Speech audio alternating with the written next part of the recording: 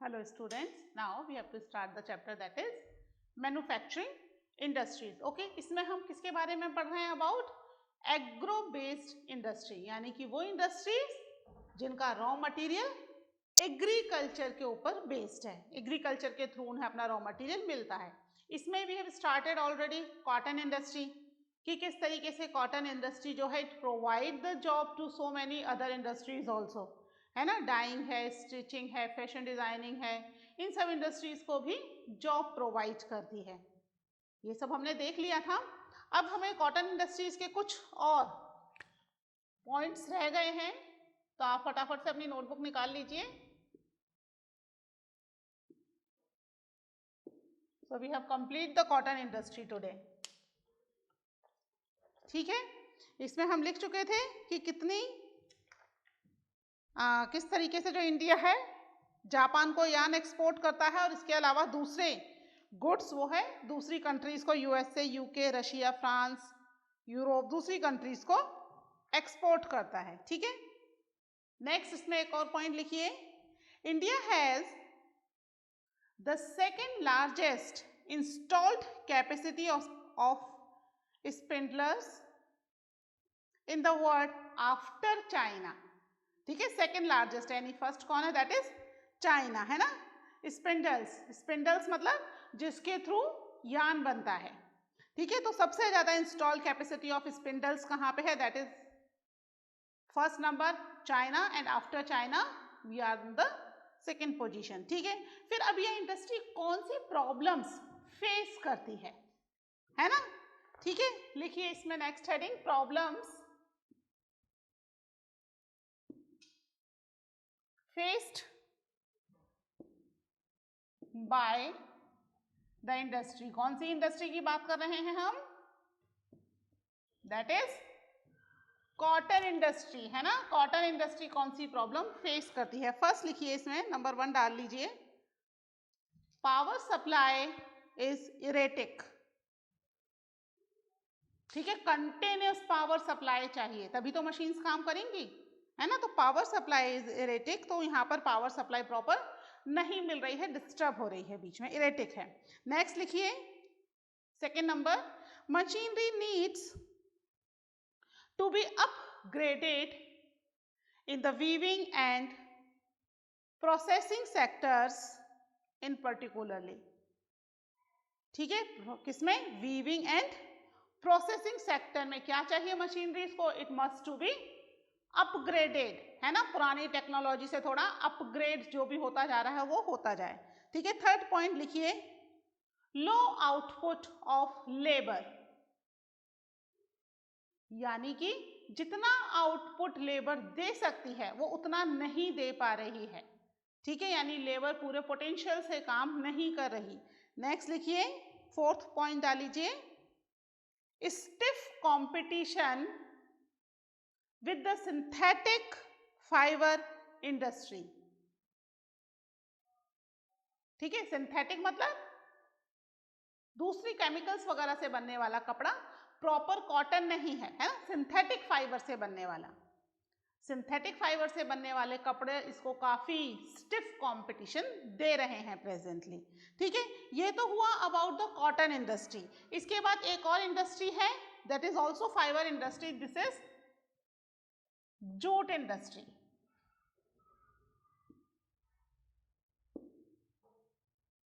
Jute industry, this is also one of the important fibre industry in India. ठीक है, जिस तरीके से इन्वायरमेंटल डिग्रेडेशन हो रहा है, पॉलिथीन बैग्स वगैरह कैरी कर रहे हैं ना, तो आजकल जूट पर ज्यादा एम्फसाइज किया जा रहा है. In place of using plastic bags, jute के बने हुए बैग यूज किए जाएं. Jute is very environmental friendly. Agriculture है ना, फाइबर के रूप में ग्रो हो रहा है, तो ये क्या हो जाएगा? ये सॉइल में इजीली कंपोज हो जाएगा, है ना. सॉइल को डिग्रेड नहीं करेगा, खराब नहीं करेगा, सॉइल को इजीली कंपोज हो जाएगा. तो इसको यूज नहीं भी किया, अगर फेंक भी दिया तो इससे लैंड को कोई नुकसान नहीं है. प्लास्टिक को अगर हम फेंक देते हैं तो उससे लैंड क्या हो जाएगी? इट बिकम डिग्रेडेड, क्योंकि प्लास्टिक जो है वो सॉइल में कंज्यूम नहीं होगा, सॉइल को खराब कर देगा, लैंड को खराब कर देगा, है ना। तो इसलिए जूट पर ज्यादा एम्फसाइज किया जा रहा है, the use of the jute.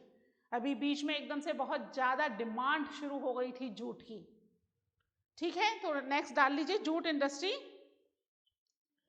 इसमें लिखिए India is the largest producer of raw jute and jute goods after Bangladesh, ठीक है। Bangladesh one of the first position, second number पे इंडिया है। आपको याद होगा कि Bangladesh earlier it was the part of India, है ना। पाकिस्तान और बांग्लादेश दोनों इंडिया का पार्ट थे। 1947 में जब पार्टीशन हुआ तो पाकिस्तान बना और बांग्लादेश जो है it become the part of Pakistan, that is known as East Pakistan, है ना। मोमडन्स की, मुस्लिम्स की पॉपुलेशन वहां पर ज्यादा थी। ब्रिटिशर्स ने इसको डिवाइड कर दिया था into two parts, West Bengal को, वहां पहले बंगाल था, ओनली बंगाल, ठीक है। ब्रिटिशर्स ने इसको टू पार्ट्स में डिवाइड कर दिया, ईस्ट बंगाल एंड वेस्ट बंगाल, है ना। ईस्ट बंगाल में most of the Muslims were concentrated and East Bengal में, वेस्ट बंगाल में most of the Hindus were concentrated, ठीक है। तो जब पार्टीशन हुआ तो because of the Mohammedan population is more in the East Bengal, तो ईस्ट बंगाल पाकिस्तान का पार्ट बन गया। But it was very much difficult for the Pakistan to manage the East Bengal या ईस्ट पाकिस्तान, है ना। पार्टीशन के बाद ईस्ट पाकिस्तान हो गया था, वो मैनेज करना मुश्किल था। प्लस कुछ इस तरह की एक्टिविटी पाकिस्तान ने वहां पर करनी शुरू की कि द पीपल और whatever the government of that area that was not satisfied with the Pakistan, तो वो इंडिपेंडेंट हुई। India helped Bangladesh to become independent, तो बांग्लादेश अब इंडिया का बहुत अच्छा फ्रेंड है, ठीक है। तो वो पहले पूरा एक पार्ट था और जूट का सबसे ज्यादा प्रोडक्शन बंगाल में होता था। पार्टीशन के बाद अधिकतर पार्ट जो था जहां पर जूट प्रोडक्शन हो रहा है वो बांग्लादेश में चला गया, है ना। वेस्ट बंगाल में कम पार्ट रहा, इसीलिए उसको वेस्ट बंगाल कहते हैं। ईस्ट में होने के बावजूद that is known as West Bengal, वो तभी का नाम चलता चला रहा है जो ब्रिटिशर्स ने दिया था ना, दैट साइड ईस्ट इस साइड वेस्ट, है ना। तो वो वेस्ट बंगाल, कई बार बच्चे कंफ्यूज हो जाते हैं कि वेस्ट बंगाल उधर है तो उधर वेस्ट होना चाहिए, बट उस साइड इंडिया का ईस्ट है, बट नाम वेस्ट बंगाल है बिकॉज ऑफ दिस रीजन कि Bengal was divided into two parts, East and West Bengal. तो जो अधिकतर जूट प्रोड्यूसिंग एरियाज थे वो बांग्लादेश में चले गए, तो Bangladesh now it is the number 1 in producing the jute और इंडिया सेकेंड नंबर पे है, ठीक है। उसके बाद नेक्स्ट पॉइंट लिखिए, the first jute mill was set up near Kolkata, है ना। कोलकाता वेस्ट बंगाल की कैपिटल है, पता है ना आपको। The first jute mill was set up near Kolkata in 1859 at Rishra, ठीक है ना। 1859 में रिशरा में हुई फर्स्ट,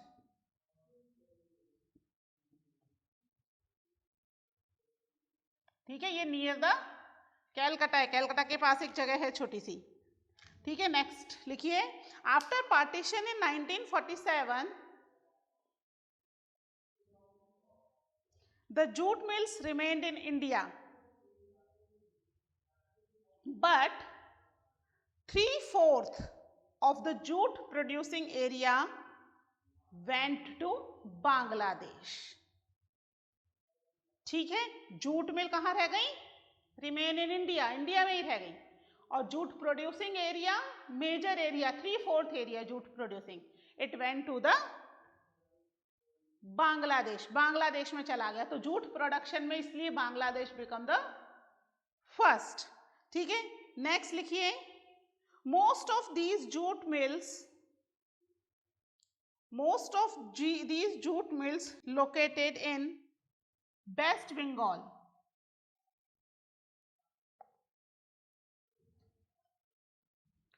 ठीक है, along the हुगली रिवर,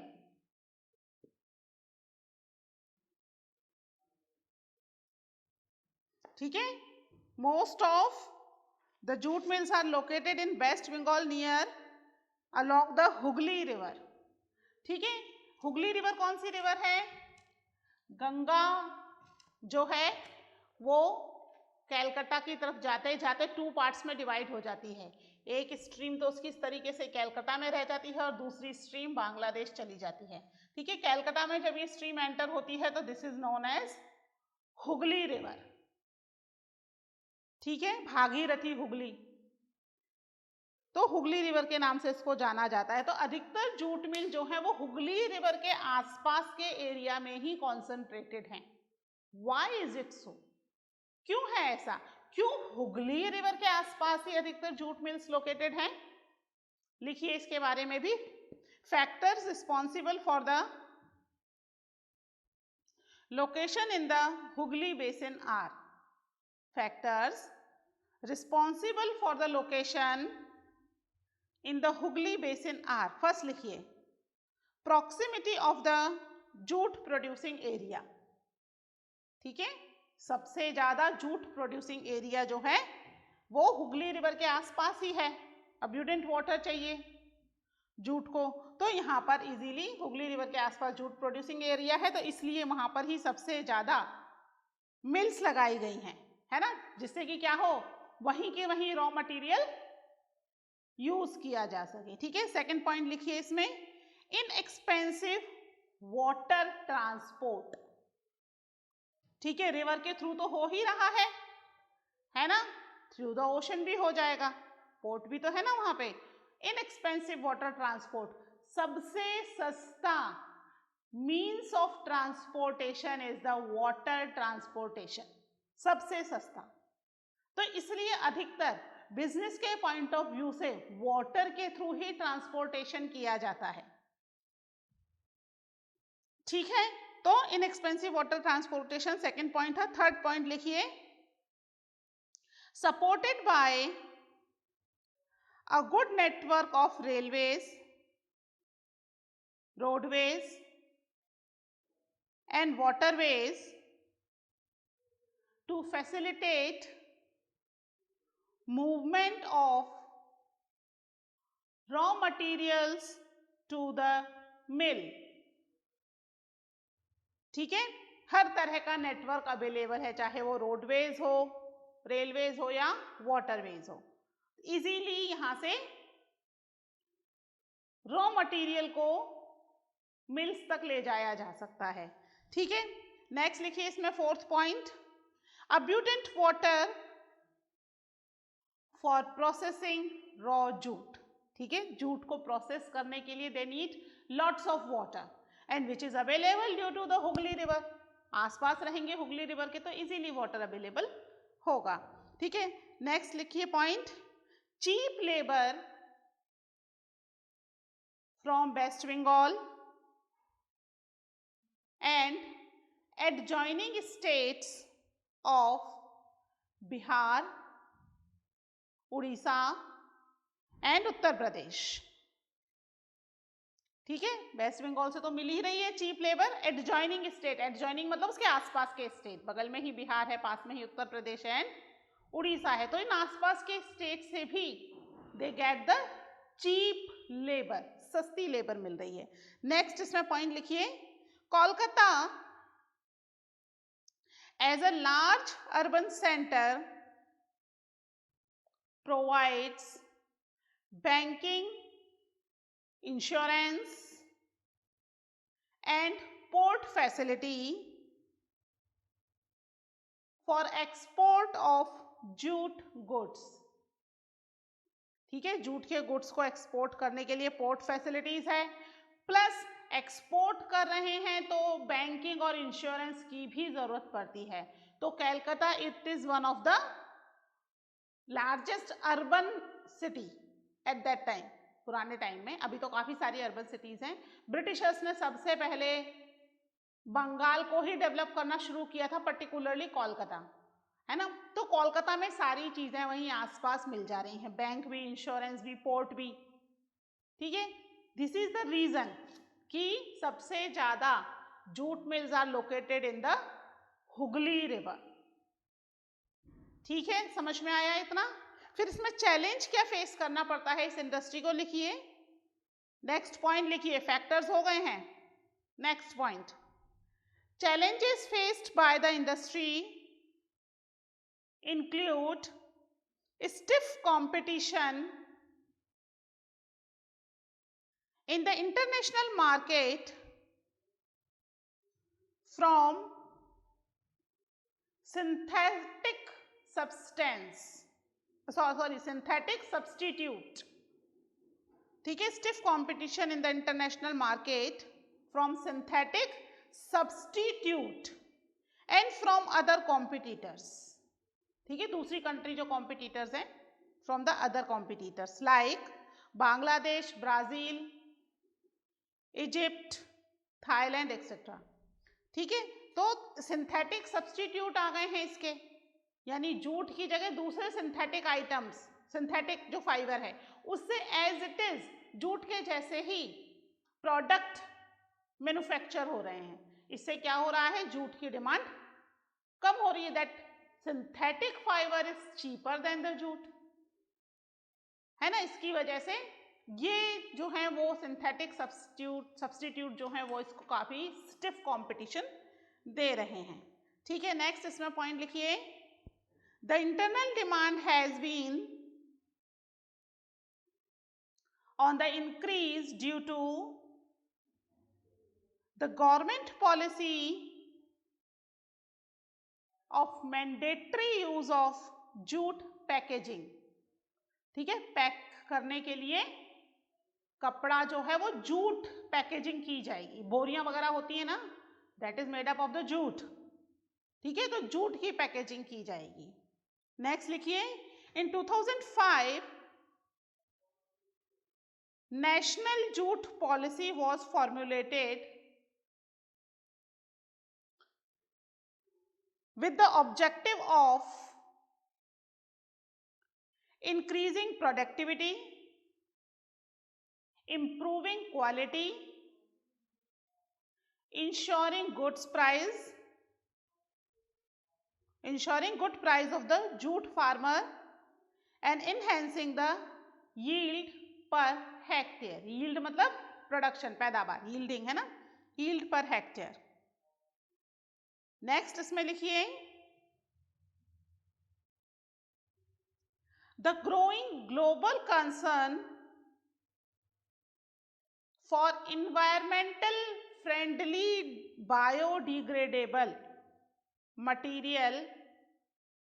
ठीक है, फिर से बोल रही हूं इसको, the growing global concern for environmental friendly biodegradable material has once again opened the opportunity for jute product. ठीक है, ग्लोबल कंसर्न, पूरे वर्ल्ड का कंसर्न था कि एक ऐसा प्रोडक्ट हो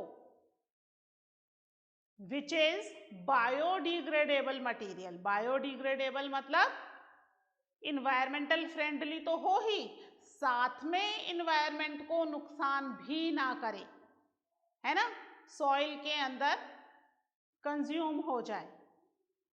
तो ग्लोबल कंसर्न आया जब इन्वायरमेंटल फ्रेंडली प्रोडक्ट का, और वो प्रोडक्ट बायोडिग्रेडेबल मटेरियल से बना हुआ हो, तो एक बार फिर से जूट इंडस्ट्री जो है वो काफी फ्लरिश होना शुरू हो गई, क्योंकि जूट की demand all over the world increase हो गई। जूट के बने हुए बैग्स, है ना, कैरी बैग्स थे, ये सब चीजें धीरे धीरे एग्जिस्टेंस में आने लगी और इनकी डिमांड काफी बढ़ गई। ठीक है, लास्ट पॉइंट लिखिए इसमें, the main market are USA, Canada, Russia, United Arab Republic, UK and Australia. ये मेन मार्केट्स हैं, है ना, जहां पर हम अपना प्रोडक्ट जूट सप्लाई करते हैं।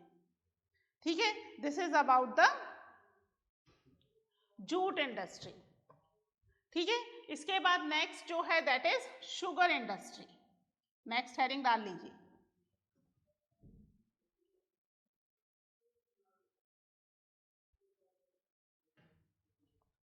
Sugar industry. ये भी कैसी है, it is also agro based.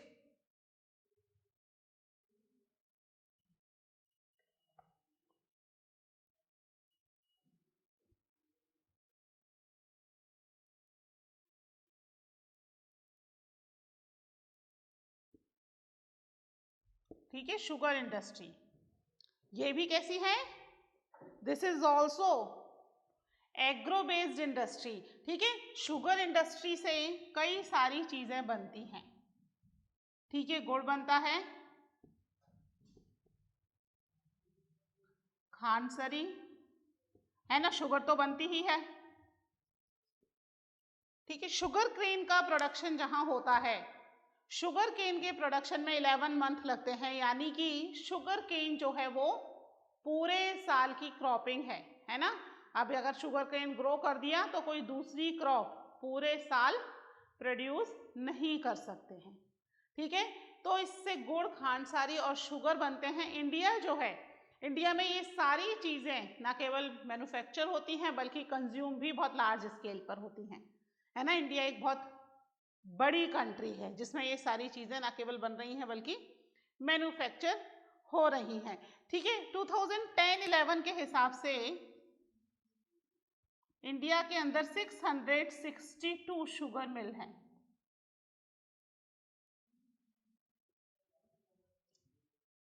ठीक है, इतनी शुगर मिल 2010-11 के अकॉर्डिंगली, है ना, इतनी शुगर मिल थी उस समय।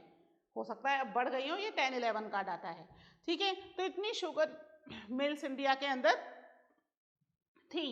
ये शुगर मिल्स जो हैं वो ऑल ओवर इंडिया में हैं, यूपी, बिहार, कर्नाटका, तमिलनाडु, है ना, मध्य प्रदेश, आंध्र प्रदेश। अब जो है शुगर मिल बेसिकली उन एरियाज में कॉन्सेंट्रेट होने लग गई है, mainly southern area, southern western area, Maharashtra की साइड में, वहां पर सबसे ज्यादा शुगर मिल आजकल कॉन्सेंट्रेट होने लग गई हैं, या हम कह सकते हैं नई शुगर मिल जो है वो लोग वहां लगाना प्रेफर कर रहे हैं। इसका रीजन एक तो क्लाइमेट, मॉडरेट क्लाइमेट है, यानी पूरे साल शुगर जो है इसको यूज किया जा सकता है। सक्करस होता है इसका, जो शुगर केन को क्रश करके जो इसका जूस निकाला जाता है, पूरे साल इसको किया जा सकता है। ठीक है, इसके अलावा यहाँ पर बहुत ज़्यादा डिमांड भी बढ़ रही है, इंक्रीजिंग डिमांड, फिर एक्सपोर्ट करने में, ट्रांसपोर्ट करने में इजी हो रहा है थ्रू द पोर्ट्स। ठीक है, तो अधिकतर आजकल इंडस्ट्री जो है सदर्न वेस्टर्न इंडिया की तरफ कॉन्सेंट्रेट होना शुरू हो गई है। ठीक है, बट इसमें कुछ प्रॉब्लम्स भी हैं। प्रॉब्लम्स क्या हैं? द प्रॉब्लम्स इसका नेचर जो है वो सीजनल है, और मेथड जो है, प्रोडक्शन का मेथड तो है ही, साथ में मैन्युफैक्चरिंग का जो मेथड है दैट इज ऑल्सो ओल्ड, पुराना है, मीन्स अपग्रेड नहीं हो रहा, पुराने तरीके से ही इसमें काम किया जा रहा है। गुड़ और खांडसारी तो बहुत सारी कॉटेज इंडस्ट्रीज में भी बनता है, घर में ही लोग जो है गुड़ और खांडसारी बनाने का काम करते हैं। मेनली शुगर ही है जिसके लिए शुगर मिल्स, इंडस्ट्रीज सेटअप की जाती हैं। गुड़ और खांडसारी वहाँ बनता है but not in this much of large scale. ठीक है, तो धीरे धीरे इसमें शुगर जो है ये एक बहुत बड़ी इंडस्ट्री है, बहुत ज़्यादा प्रोडक्शन तो होता ही है, कंजप्शन भी इंडिया में काफ़ी लार्ज स्केल में होता है। गुड़ और खांडसारी में तो इंडिया नंबर 1 है, शुगर के प्रोडक्शन में इंडिया जो है it is lies on the second number. ठीक है, इसके पॉइंट्स लिख लेते हैं, डाल लीजिए heading sugar industry. India stands first in producing gur and khansari and second in producing sugar.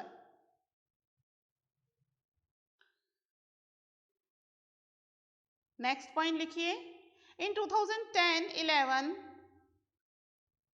there were over 662 sugar mills in the country. ठीक है, नेक्स्ट पॉइंट लिखिए, sugar mills are spread over UP, Uttar Pradesh, spread over Uttar Pradesh, Bihar, Maharashtra, Karnataka, Tamil Nadu, Andhra Pradesh, Gujarat, along with Punjab, Haryana and Madhya Pradesh.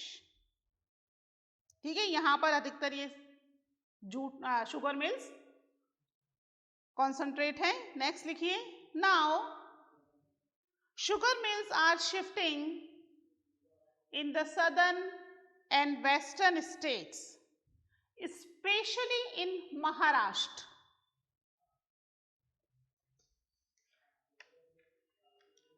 ठीक है, हो गया।